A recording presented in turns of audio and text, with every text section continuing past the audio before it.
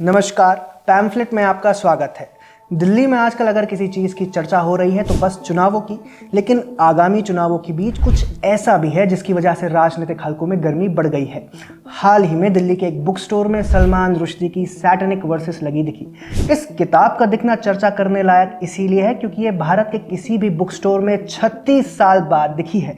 आज हम आपको इतिहास की एक सफ़र पर ले जाएंगे और बताएंगे कि कैसे वोट बैंक की मोहब्बत ने कांग्रेस और राजीव गांधी से मुस्लिम तुष्टीकरण की पराकाष्ठा पार करवा दी और एक ऐसा कीर्तिमान स्थापित करवाया जिसे देख कट्टर इस्लामी मुल्क भी नतमस्तक हो गए। तो बात की शुरुआत करते हैं। साल था 1988। भारतीय मूल के लेखक सलमान रुश्दी की चौथी किताब सैटेनिक वर्सेस पब्लिश होनी थी।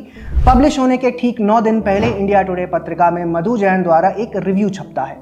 इस रिव्यू को पढ़ने के बाद भारत में मुस्लिम संगठन और इस्लामी कट्टरवादी भड़क उठते हैं और फिर ये आग धीरे धीरे करके अन्य देशों में फैल जाती है। लेखक सलमान रुश्दी को धमकियां मिलनी शुरू हो जाती हैं। नतीजा ये होता है कि लेखक की जिंदगी पूरी तरह बदल जाती है। अब उसे कहीं छुपकर रहना पड़ रहा है, पुलिस प्रोटेक्शन की जरूरत पड़ रही है, उसके साथ काम करने वालों पर जानलेवा हमले हो रहे हैं और इस पूरी करामात के लिए अगर कोई जिम्मेदार था तो वो था कांग्रेस का मुस्लिम तुष्टीकरण। इंडिया टुडे का रिव्यू कई लोगों ने पढ़ा, जैसे कि सैयद शहाबुद्दीन और खुर्शीद आलम खान।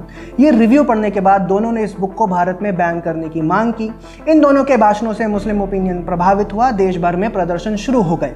इसी बीच शहाबुद्दीन ने कोर्ट में सैटेनिक वर्सेस को बैन करने के लिए पिटीशन दाखिल की।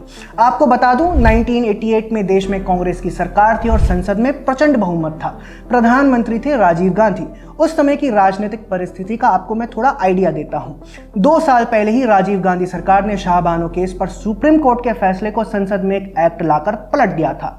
यूं तो कांग्रेस पर मुस्लिम तुष्टीकरण के आरोप दशकों से लगते रहे हैं, लेकिन इतने डायरेक्ट तरीके से मुस्लिम प्रेम पहले की किसी कांग्रेस सरकार ने नहीं दिखाया था। अब 2 साल बाद सैटेनिक वर्सेस का मामला तूल पकड़ रहा था।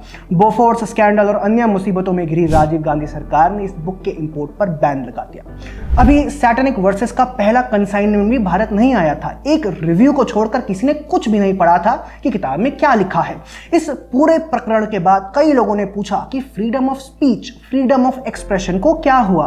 क्या भारत एक लोकतांत्रिक देश नहीं रहा?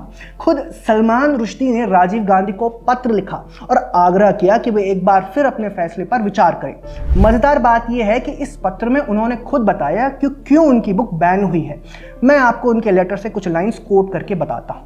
संसद के दोनों सदस्यों सैयद शहाबुद्दीन और खुर्शीद आलम खान सहित 2 या 3 मुस्लिम राजनेताओं के प्रतिनिधित्व के बाद पुस्तक पर प्रतिबंध लगा दिया गया था। इन दोनों कांग्रेसी नेताओं का नाम सलमान रुश्दी ने खुलकर लिखा है और साथ ही फिर ये भी लिखा है कि कांग्रेस सरकार ने ये सब मुस्लिम वोट के लिए किया है। देश और दुनिया भर में भारत सरकार की बहुत निंदा हुई। शायद इंदिरा गांधी की इमरजेंसी लगाने के बाद राजीव गांधी के इस फैसले से देश में फ्रीडम ऑफ एक्सप्रेशन को सबसे बड़ा झटका लगा था, लेकिन दुर्भाग्यवश इसके बाद भी कांग्रेस ने इस फैसले को डिफेंड किया। इस्लामी स्कॉलर और कांग्रेस नेता रफीक जकारिया ने एक पत्र लिखते हुए राजीव गांधी के फैसले को सही ठहराया और उल्टा सलमान रुश्दी को ही डांट दिया। ये वही रफीक जकारिया है जिनके बेटे फरीद जकारिया CNN में एंकर हैं और US स्टेट डिपार्टमेंट का प्रोपेगेंडा फैलाने के लिए जाने जाते हैं। भारत के नक्शे कदम पर चलते हुए उसी साल पाकिस्तान ने भी सैटेनिक वर्सेस को बैन कर दिया। इसके बाद बांग्लादेश, सूडान, दक्षिण अफ्रीका और श्रीलंका में भी बुक बैन हो गई। यूके में मुस्लिमों ने एक बड़ा प्रदर्शन करते हुए अपना विरोध जताया। साल 1989 में इस किताब को लेकर काफ़ी हिंसा भी हुई। मुंबई में 12 प्रदर्शनकारियों की पुलिस फायरिंग में मौत हुई तो वहीं कराची में 5 की जान गई। अब इस दौरान जब भारत और पाकिस्तान में हिंसा हो रही थी तो कहते हैं कि इसकी खबर ईरान के सुप्रीम लीडर अयतोल्ला रूहुल्लाह खोमेनी को मिली। इसके बाद उन्होंने सलमान रुश्दी के खिलाफ एक फतवा जारी कर दिया। फतवे में सलमान रुश्दी और उनके पब्लिशर्स को मारने की बात कही गई थी। इसके बाद तो मानो सलमान रुश्दी के लिए जीवन नरक बन गया। एक तरीके से वे लो प्रोफाइल जीवन जीने के लिए मजबूर हो गए। यूके में रहते हुए तब की मार्गरेट थैचर सरकार से उन्हें 24/7 पुलिस प्रोटेक्शन भी मिली थी। इस दौरान उनकी किताब के अन्य भाषाओं में ट्रांसलेटर्स को निशाना बनाया गया। उनके जापानी ट्रांसलेटर को 13 जुलाई 1991 में चाकू से गोदकर मार दिया गया, तो वहीं इटालियन और तुर्की ट्रांसलेटर्स पर भी हमले हुए।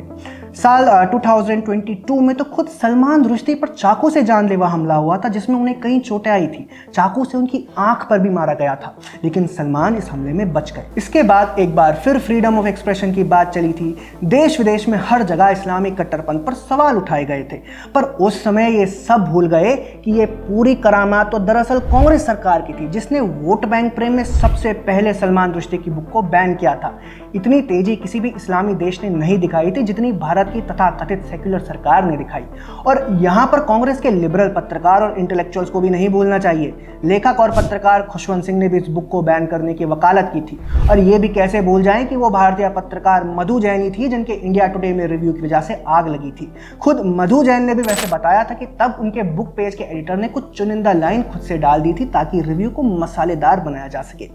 वह एडिटर आजकल अपने प्राइम टाइम में अपना क्लटर कट करते रहते हैं। इतने सालों के बाद अब फिर से सैटेनिक वर्सेस भारत के बुक स्टोर्स में वापस आई है।